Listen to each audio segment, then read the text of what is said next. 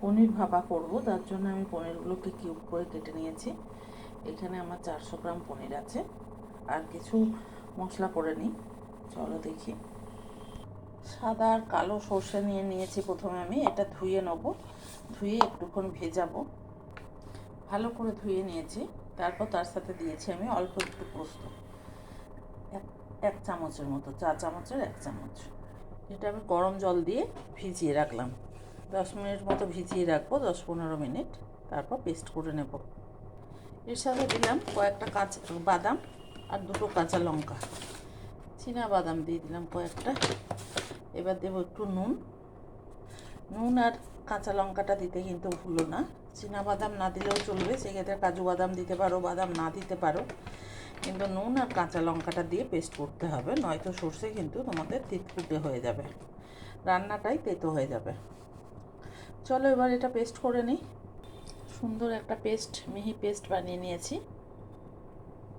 একটা tiffin box নিয়ে নিলাম, তার মধ্যে পেস্টটা দিয়ে দিলাম। যেহেতু আমি ভাপা করবো, তো টিফিন বক্সেই হবে রান্নাটা। আর মিক্সিটাতে আরও কিছুটা আছে, এগুলো ধুয়ে আমি দিয়ে দেবো। আমি ভালো করে মিক্সিটা ধুয়ে সেই জলটা এর মধ্যে দিয়ে দিলাম। এবার এর মধ্যে দেবো আমি একটা ছোট টমেটোকে, দেশি টমেটো কেটে নিয়েছি, আর 4টে কাঁচা লঙ্কা স্লিট করে নিয়েছি। এটা এর মধ্যে আমি দিয়ে দেবো।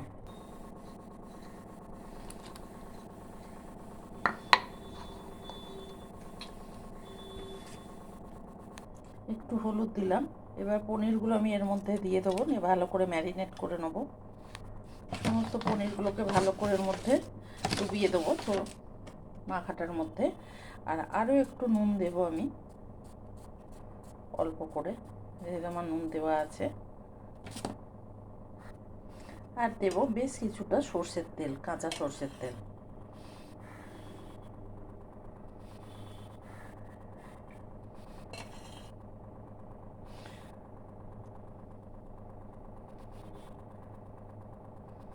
এটা দিয়েও আমি একটু মাখিয়ে নেব।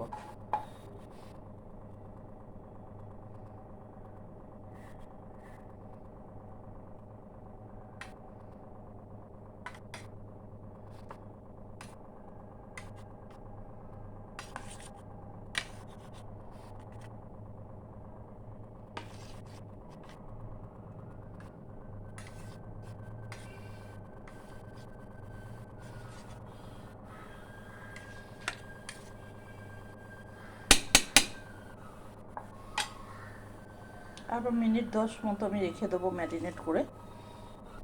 এখন গ্যাস পাওয়ার খুব অসুবিধা যাচ্ছে, তাই রান্নাটা আমি ইন্ডাকশান কুকারে করছি। ইন্ডাকশান কুকারে করলে ইন্ডাকশান কুকারের পাত্র ব্যবহার করতে হবে। তো এটা আমার সেই পাত্র,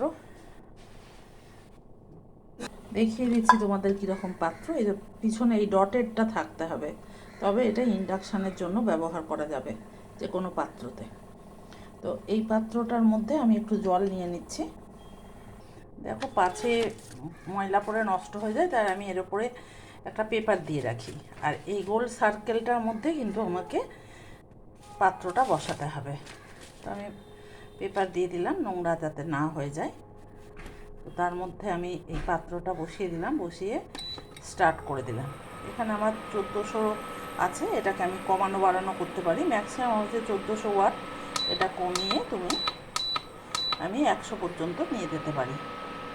আমার আস্তে আস্তে জল গরমটা হোক। আর এদিকে এটা আমার মিনিট 15 হয়ে গেছে ম্যারিনেট করে রাখা, তাকে একটা ঢাকনা দিয়ে দিলাম। ঢাকনা দিয়ে আমি পাত্রটার মধ্যে বসিয়ে দিলাম। বেশি জল হলে চলবে না, যাতে ফুটে ফুটে ভেতরে না ঢুকে যায়।